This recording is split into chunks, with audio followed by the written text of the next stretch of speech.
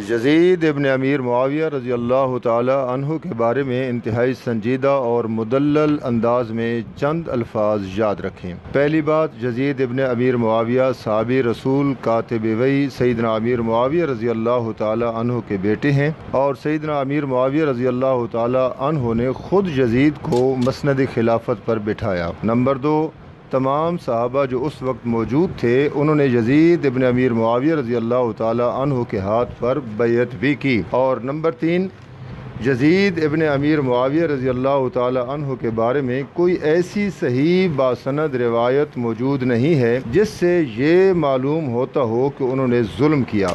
हत्ता कि वाक़े करबला के मुतालिक जितनी भी रिवायात हैं कोई भी बासनद नहीं है। फिर साथ साथ हमारी गुजारिश भी है कि हमारा ये हरगिज़ मतलब नहीं कि हज़रत हुसैन रज़ी अल्लाह ताला अन्हु शहीद नहीं हुए, बल्कि वो शहीद होने से पहले भी बहुत आला थे और फिर शहादत से मज़ीद आला हो गए।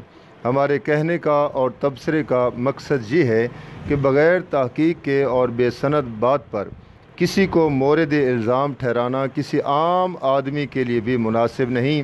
चाहे जाए कि मुल्ज़म ताबी हो और खलीफ़ा वक्त हो और जर्नैल साहबी का बेटा हो और कसीर सहाबा ने जिसके हाथ पर बैत की हो।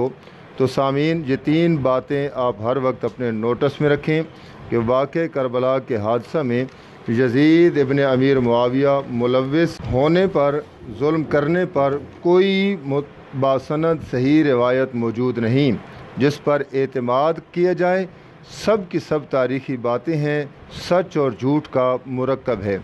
इतने कमज़ोर दलाइल पर आप 15वीं सदी के किसी आम बंदे पर भी यूँ संगीन इल्ज़ाम नहीं लगा सकते।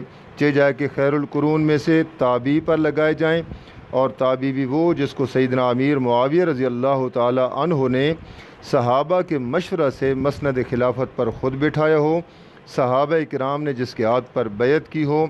इतने अजीम लोगों पर इतने घटिया और संगीन बेबुनियाद इल्ज़ाम लगाने पर पूछा जाएगा। सामीन, बस ये तीन बातें ज़हन नशीन कर लें, कोई भी आपको गुमराह नहीं कर सकेगा।